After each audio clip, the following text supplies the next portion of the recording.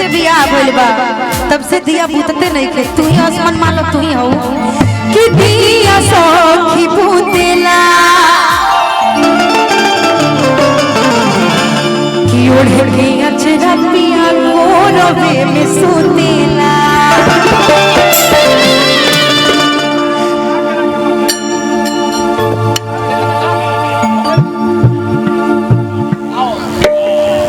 कहियो न रतिया में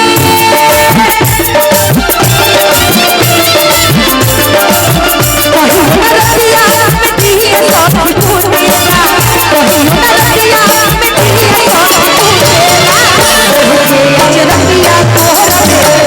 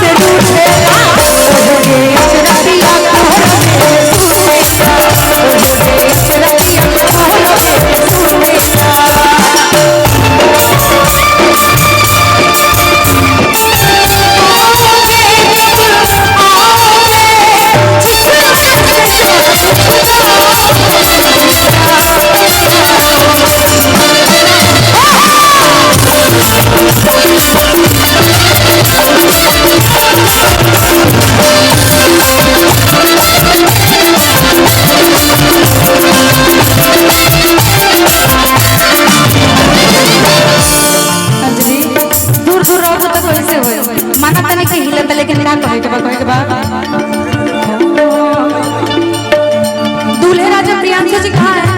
मंच पे भेजे उन्हें। प्रियांशु जी पत्नी को छोड़ने का मन नहीं कर रहा है, आइए। बहुत तरीके से हो हलही में भइल बात सोची हमर दबना हदी हले न कोन में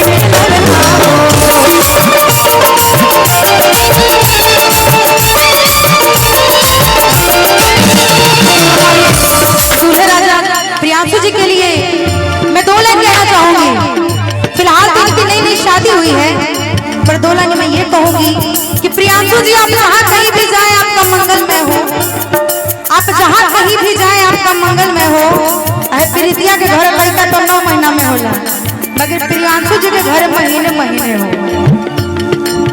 चाहिए से भइल बात सोच हमरो दबना